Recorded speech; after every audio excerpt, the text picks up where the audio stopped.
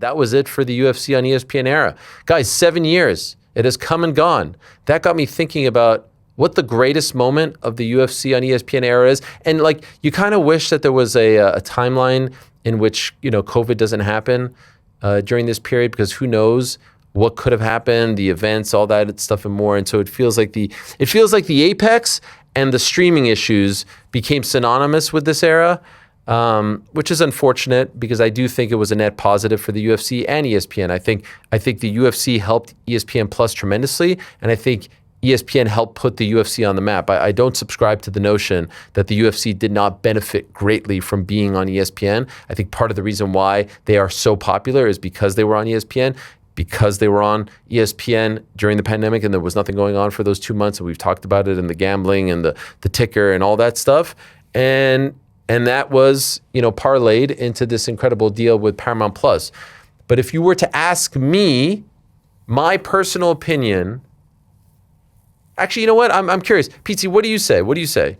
Best moment of the 7 years on ESPN, January of 2019 to December of 2025. I mean, you put me on the spot there, but Ari, you have that calculator brain. You say the card and you're like, oh, this was I don't have that. You know what's crazy about saying that? I literally texted this to the group on Saturday. Hey guys, do you want me to actually pull up the text? I'm putting you on the spot. That was the first thing I thought of when he said, right? Put me on the spot. Frank, this is crazy. It's crazy to Look, it was a busy day. Oh, it was WoW FC, PFL, up all night for the Apex. You know what I mean? These things are just flashing in and out of my head. With 17 screens around me with all the fights on. I can't think about the ESPN era when Cristiano Ronaldo is streaming WoW FC 25. Yeah, I give you credit for that. Ain't that what journalism is? Yeah. Oh, okay, calm down, Jamal. A lot of shit is coming way here, lads. All right. For Monday, let's all think of what our favorite moment of the ESPN era was. Someone thumbs upped it. I don't know who that person was. Was it me? Who was that? No, you can click and see. Oh, Click on the thumb. how do I click on the thumb? Just tap it. I'm clicking on it, and then another. Oh, EJ. Yeah, there you go. Oh, thank God. As it would be. Yeah. Okay. Show it to Eric there. Did you see this text, Connor? Yeah, I saw it. Okay, so you're not blindsided by this. No, not at all. This query. Okay, maybe. Okay, so we'll go. I wanted to give Blindsided by this what? by this query. Oh yeah. Okay, Connor, what's yours? We'll give PT a little bit more time. Clearly, the 2 days wasn't enough to think about it. So, what is your favorite? Mine's from a fight, and a lot of people are going to say this one, but the Holloway Gaethje knockout on 300. That was like, when he knocked him out, I absolutely lost my shit. I feel like collectively as a whole, every UFC fan lost this shit. Everyone knows who you're talking about. Now people have tried to recreate it. It was an iconic moment. I loved it. That's my answer. Rick? Probably that first pay-per-view return in Jacksonville, because it felt so significant to the moment. It felt so significant to that story. You talked about, like, you would have liked to see what happened if COVID didn't happen. I don't know. Like, I actually think it was probably the best thing for the UFC promotionally, because it allowed them to welcome in so many new fans. I can't tell you how many times I meet somebody and they tell me that they started watching during the pandemic, that it was it being the only thing on television alongside like Korean baseball was the reason that they started watching. And so when they came back and they had that loaded, I think it was 249, I believe was the number, in Jacksonville, that to me felt like a real like pivotal moment in company history, in that deal with ESPN and kind of like the culture of MMA.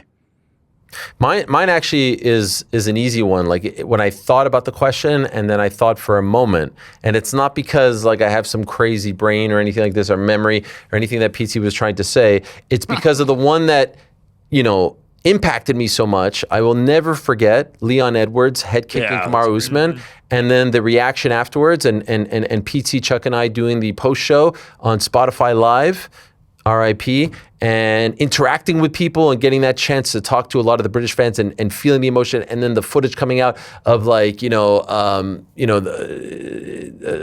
Leon's corner trying to hype him up and all this stuff. Like, it was just a story that we had been talking about and debating and arguing for so long, and then he finally gets it and it looks like he's a minute away from losing, and then he pulls off one of the great finishes in the history of UFC title fights. That to me was the greatest moment of the UFC on ESPN era. There were a lot, no doubt about it, a lot of wins, a lot of big moments, but I don't think anything generated that type of emotion, at least not for me and, all the people that we get to interact with. You remember that night, right, PT?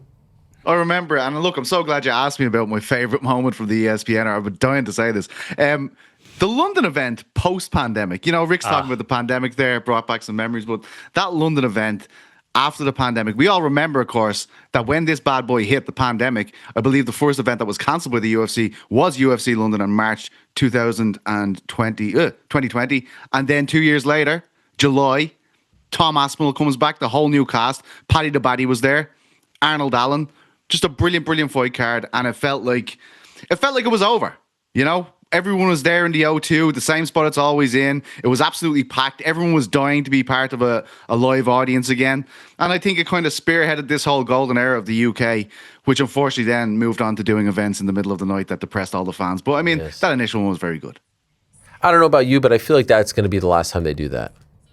Please God. Yeah, I mean, you filled me with hope speaking about these new times, this new Paramount era, the lack of need to do it. So fingers crossed. Does anyone feel like I saw when I posted that, when I asked people on social media on Saturday night about that, I got so many, like the day I was able to cancel my subscription, the day it ended, the day they announced the Paramount Plus deal, I got so much negativity about it. Does anyone disagree with me in thinking that this was, a positive for the UFC? No, it was massively positive. I don't think there's even a debate or an argument you could make that this wasn't like essential to the UFC's growth and position that allowed them to get this deal that they have now. It was integral to that. So like now ESPN Plus wasn't great, but like that it wasn't that bad. Like I was always able to watch the fights. Like people are being overly dramatic about the tech side of it because that's the part that impacts them the most, and they're not necessarily thinking of the promotion and what's best for the business and the company and all those things. But like I never found ESPN Plus that bad. I never had that many issues with it.